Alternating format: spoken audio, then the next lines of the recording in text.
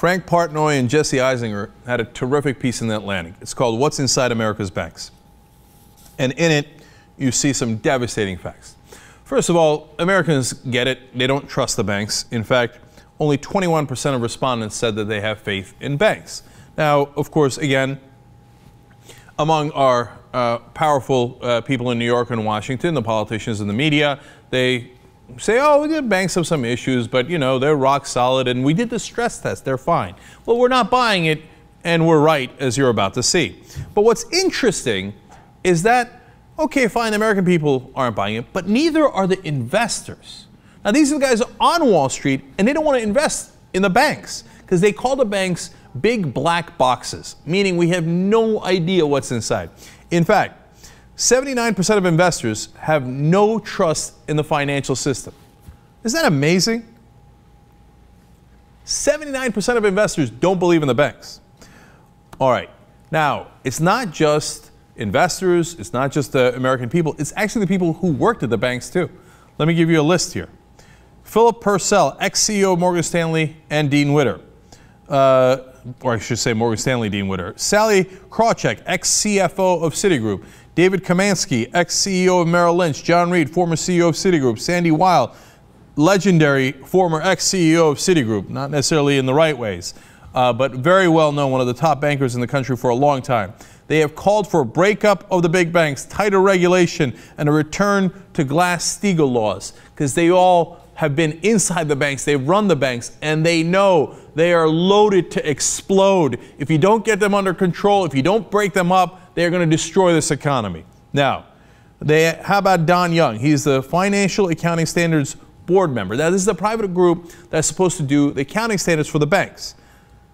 After having served on the board, Don Young says, quote, after serving on the board, I no longer trust bank accounting.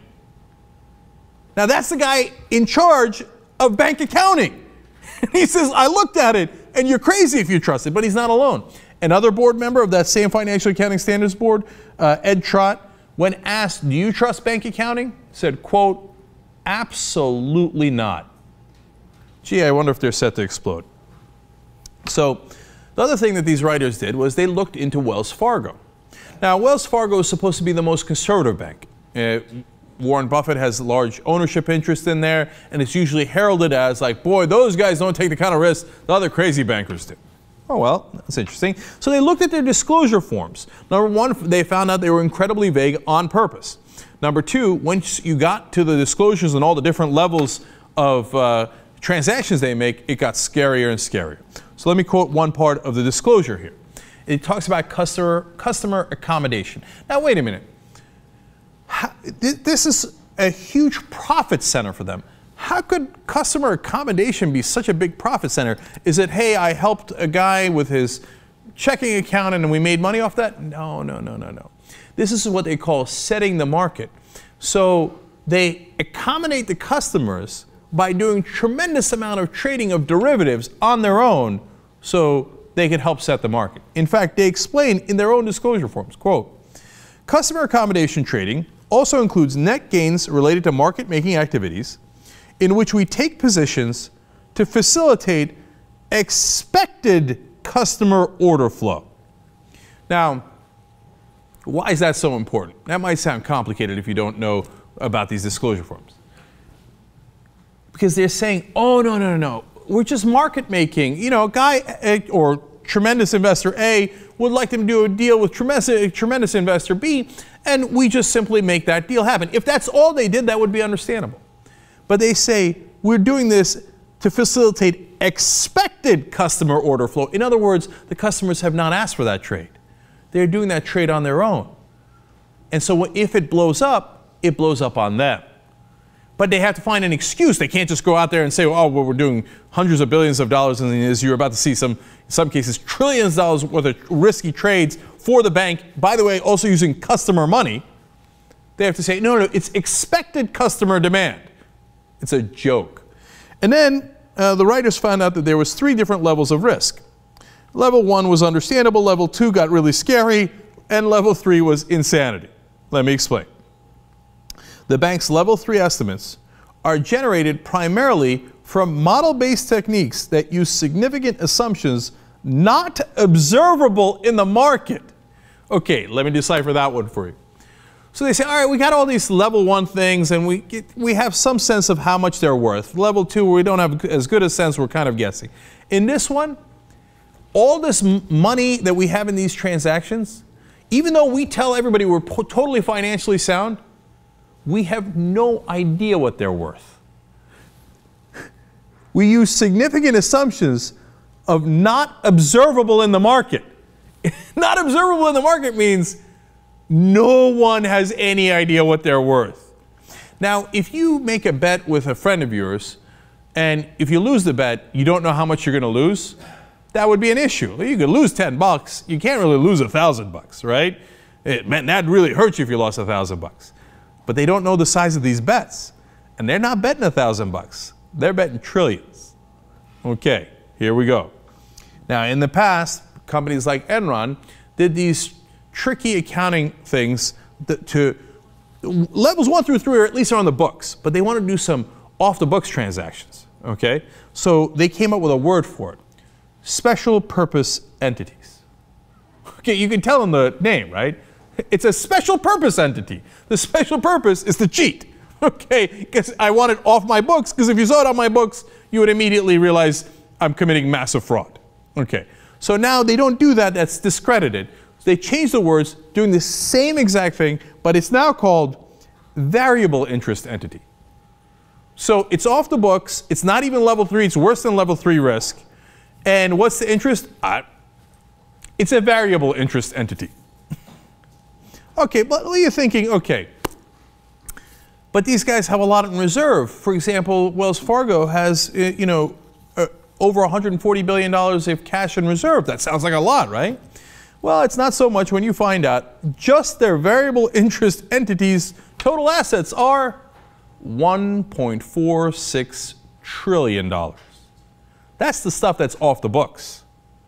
$1.46 trillion. Now, if you don't know exactly what you owe and exactly what you own when you're making bets off of $1.46 trillion, if it goes a little wrong, what do you think happens to your bank? And when Wells Fargo goes down, then all the banks that are connected and betting with Wells Fargo, they also go down. And here's something really scary that's not in the article that I know from other articles that I've read. All the companies now do 30-day borrowing. Now, why is that obscure fact important here? It's short-term funding. If the banks go under, all the companies immediately run out of money. They can't pay their vendors, they can't pay their employees, they can't pay anything because there's no one to lend them the 30-day money. Oops. These guys are going to drag the entire global economy down with them. I haven't even gotten to the worst part. Now, Wells Fargo actually does twice as much derivatives trades as it does variable interest entities. It does $2.8 trillion in its derivatives. $2.8 trillion. Now, derivatives are what blew up the economy last time around in 2008. Now, finally, if you think that's bad, remember how I told you that Wells Fargo is actually the most conservative bank. Okay, this is the crap you find in the most conservative bank. You ready for a bank that is often praised? JP Morgan. My God, these guys, oh, they got to figure it out. Recently, they had a $6 billion blow up on derivatives trading. And everybody was like, oh my God, Jamie Dimon, who runs JP Morgan, I can't believe he had any errors at all. Oh my God. Well, that's probably the worst of it. Do you know how much in notional derivative trades JP Morgan has? $72 trillion.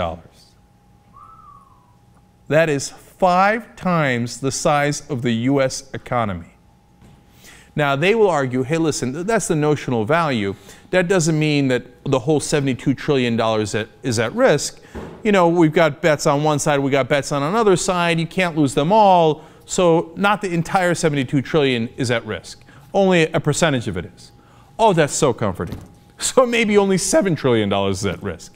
What difference does it make? It's 5 times the US size of the US economy. Any little error could cost them tens of billions of dollars, perhaps $100 billion. Any little error if they get it off by this much. And some of these transactions I told you are off the books anyway. The others, they don't even know what the hell the market rate is. There is no market rate. It's not observable. Anybody who reads this, and the authors of the article came to the same conclusion, we are in a world of hurt. We have not fixed a damn thing. These guys are still completely and utterly out of control. And an explosion that is centered around the banks is inevitable. I mean, the idea that we could fix this in time is a joke. Nobody's even trying to fix it. So will they make a mistake, one of these guys at one of these banks, that then leads to a cascading series of errors and bets that can't be paid? Absolutely. Write it down in stone. These banks are going to collapse. They're going to collapse the U.S. economy with it, and almost the entire world economy. Probably at the end, they'll ask for a bonus.